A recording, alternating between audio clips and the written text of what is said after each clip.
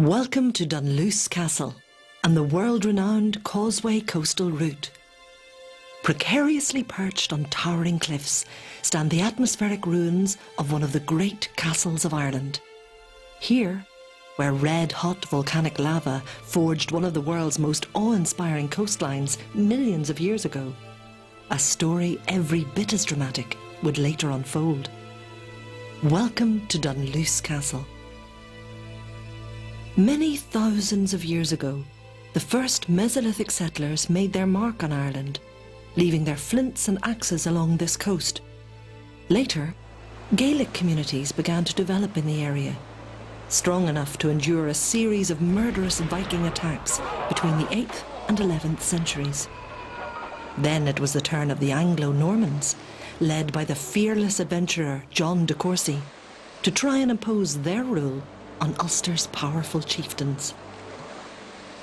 Dunluce is first established as a manor within the new earldom of Ulster in the late 1200s.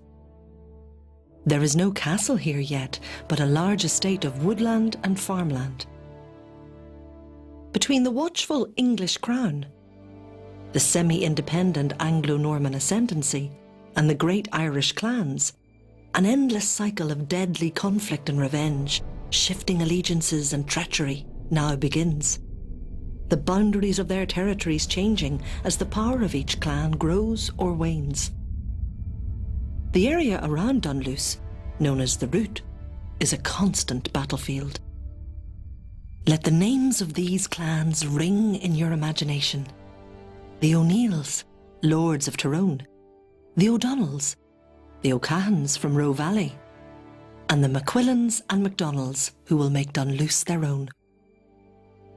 The first mention of the castle itself is in 1513, when it is taken by the O'Donnell from one branch of the warring McQuillan family and given to another. By now, the great Anglo-Norman families of Ulster have long intermingled with the Irish clans, and English monarchs look anxiously across the Irish Sea, unsure which clan to play off against the other to ensure their authority in the rebellious Route. For much of the 1500s, they choose the McQuillans, who will remain as Dunluce's owners until the middle of the century, when a far more formidable clan will evict them. The Scottish MacDonalds, originally invited to Ireland as mercenaries by the McQuillans, are now ready to flex their considerable muscle. They are no strangers. With such rapid passage by sea from nearby Scotland, links have always been close. The formidable Sorley boy MacDonald takes command of Dunluce Castle, and soon most of the north coast. Briefly deposed by the ambitious Shane O'Neill, Sorley boy makes him pay for his audacity with his life.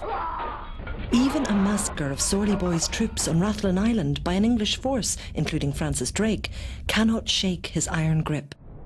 Neither can the English troops that successfully oust Sorley boy from Dunluce following a siege. Impossibly, Sorley boy's men scaled the southern tower from the ground, killing all those who had taken his castle from him. The authorities are horrified, but Sorley boy begs and receives forgiveness and a renewed grant of his lands. But the castle whose ruins still inspire us owes most to his son, Randall Arnach, who will guide the clan safely through the shifting waters of a fast-changing age, when the dying embers of the ancient Gaelic world give way to a new order. At the Battle of Kinsale in 1601, the Crown inflicts a final crushing defeat on the Irish chieftains, who counted Randall as one of their own. But his plea for forgiveness from the victors is accepted.